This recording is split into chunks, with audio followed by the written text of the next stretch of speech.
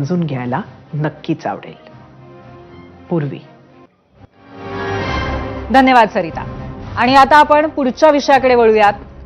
वर्ष होतं 2024, उन्हाळा होता. देशामध्ये सार्वत्रिक निवडणुकांची रणधुमाळी सुरू होती. निवडणुकीचा निकाल आला आणि प्रामुख्याने महाराष्ट्रामध्ये सत्ताधारी युती सरकारच्या उमेदवारांची लोकसभेमध्ये जबर वाताहत झाली. ऐन उन्हाळ्यामध्ये पावसाळ्यासारखी महायुती धून निघाली. युतीच्या गोटामध्ये एकच खळबळ उडाली आणि ही खळबळ उडण्याचं कारण होतं, या सरकारला 5 महिन्यांनी विधानसभा निवडणुकीला सामोरं जायचं होतं. मग नेमकी त्याच वेळी राज्य सरकारने आणली महिलांना दरमहा 1500 रुपये देणारी लाडकी बहीण योजना.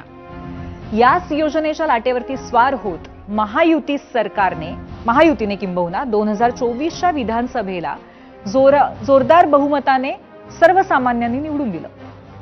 त्या विजयामध्ये इतर कारणांचाही समावेश होता, पण तरीही मोठा टक्का हा लाडक्या बहिणींचाच होता.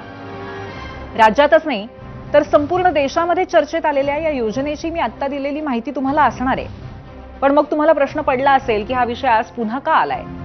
तर याचं कारण आहे या योजनेतनं वगळल्या गेलेल्या लाभार्थींचा नव्याने उजेडात आलेला आकडा.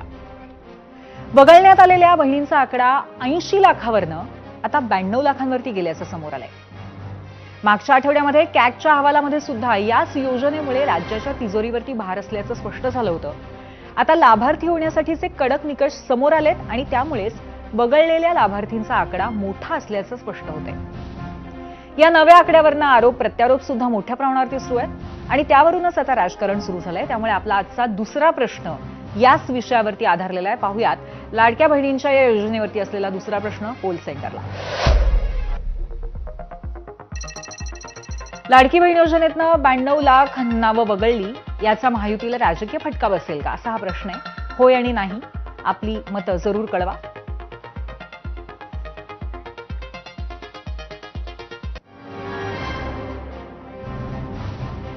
आता बघूया या बहुचर्चित योजनेबद्दल नेमकं काय झालं ते. कधी बोगस लाभार्थी तर कधी पुरुष लाभार्थी सापडल्यामुळे ही योजना सतत चर्चेत आहे. या योजनेचा राज्याच्या तिजोरीवरचा आर्थिक भार येत असल्याची चर्चा सुद्धा सातत्याने रंगलेली आहे. आणि या चर्चेला दुजोरा देत 3च दिवस आधी महालेखा नियंत्रक म्हणजे कॅगने सुद्धा त्यांच्या अहवालामध्ये जोरदार ताशेरे ओढले. त्यानंतर एबीपी माझाने अधिक माहिती घेतली आणि योजनेतनं 80 लाख नाही तर 92 लाख लाभार्थी वगळलेत असं समोर आलं. अर्थात यामध्ये कुणावरही अन्याय झालेला नाहीये असा महिला बाल कल्याण मंत्री अदिती तटकरेंचा दावा आहे. त्यासाठी त्यांनी बीड जिल्ह्याचं उदाहरणही दिलंय. बीडची लोकसंख्या 32 लाख असताना तिथे 28 लाख लाभार्थी कसे काय असतील असं त्यांचं म्हणणं आहे. बघूयात या योजनेबद्दल अदिती तटकरे नेमकं काय म्हणाले.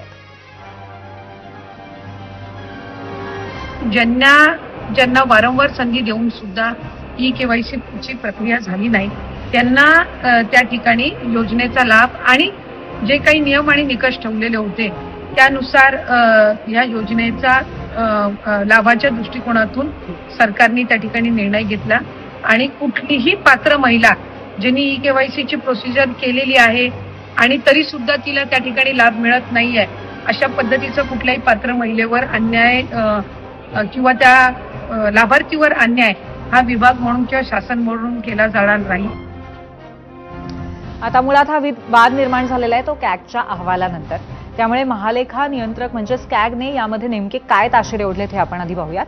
त्यासाठी आपण जाऊयात मीडिया सेंटरला आणि ग्राफिक्सच्या माध्यमातून याच्यावरती नजर टाकूयात. लाडकी बहीण योजनेवरती कॅगने ताशेरे ओढलेले आहेत. योजनेमुळे राज्याच्या महिला कल्याण बजेटमध्ये तब्बल 12,700% वाढ असल्याचा ठपका याच्यामध्ये ठेवण्यात आलाय. 2023-24 मध्ये 261.7 कोटींचं महिला कल्याण बजेट होतं, पण 2024-25 मुळे याच योजनेमुळे 33,554 कोटींवरती ते गेलेलं आहे. किती मोठी तफावत आहे, आकडे तुमच्या समोर आहेत. लाडकी बहीण योजनेचा खर्च भागवण्यासाठी तरतुदी खेरीज कर्ज उभारणी करावी लागते सरकारला असं म्हटलं गेलेलं आहे. याच्यामध्ये योजनेमध्ये दरमहा सुमारे 3,700 कोटींचं वितरण केलं जातं. कारण या योजनेचे लाभार्थी 2.40 कोटी म्हणजे 2,40 लाख आहेत. पडताळणीमध्ये 14,298 पुरुषांनी लाभ घेतल्याचंही याआधीच उघड झालेलं होतं. त्यांची नावं आता वगळण्यात आलेली आहेत. या गैरव्यवहारामुळे राज्याला 21.40 कोटींचा 21.40 कोटींचा फटका बसतोय असं म्हटलं गेलेलं आहे. मला हे अर्थातच पुरुष लाभार्थी जे आहेत त्यांच्या संदर्भातला हा आकडा आहे, त्यांनी घेतलेल्या गैरफायद्यामुळे.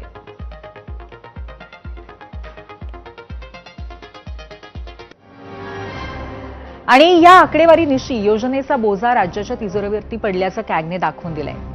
आता तुम्हाला हे माहिती आहे की राज्यामध्ये सध्या अनेक महागडी अशी विकास कामंही सुरू आहेत. त्यामध्ये महामुंबईमध्ये सुरू असलेली मेट्रोसह 1.25 लाख कोटी रुपयांच्या पायाभूत सुविधा, 17,000 कोटी रुपयांचा अटल सेतू, 7,000 कोटी रुपयांची कनेक्टिंग लिंक अशी विविध कामं आहेत. या विकास कामांसाठी तिजोरीवरती भार आहेच. आणि असं असताना आता कॅगने नमूद केल्याप्रमाणे दरमहा 3,500 कोटी रुपयांचा खर्च हा लाडकी बहीण योजनेचा भार राज्य सरकारला सहन करावा लागतोय. कॅगचे ताशेरे, वाढता आर्थिक भार, यानंतर आता सध्या या योजनेची स्थिती काय आहे यावरही एक नजर टाकूया ग्राफिक्सच्या माध्यमातून.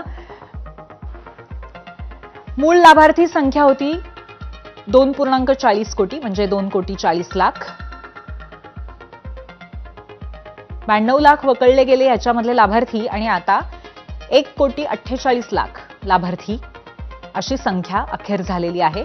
आतापर्यंत 70,000 कोटी रुपये खर्च झाल्याची माहिती आहे.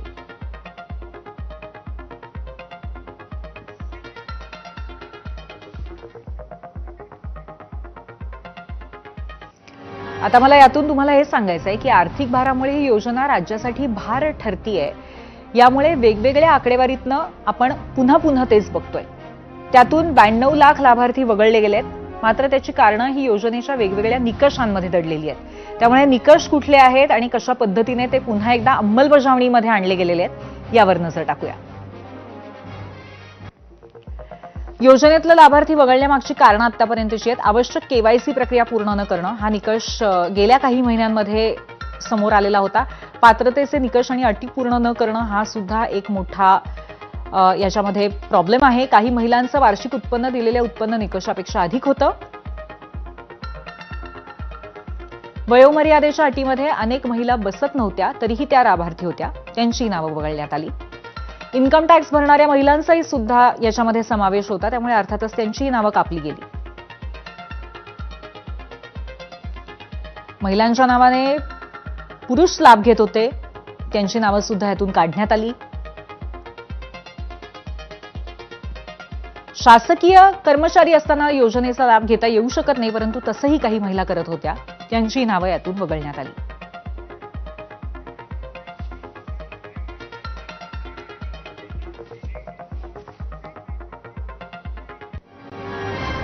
आणि याबरोबरच एक छोटासा ब्रेक घेणार आहोत. ब्रेक नंतर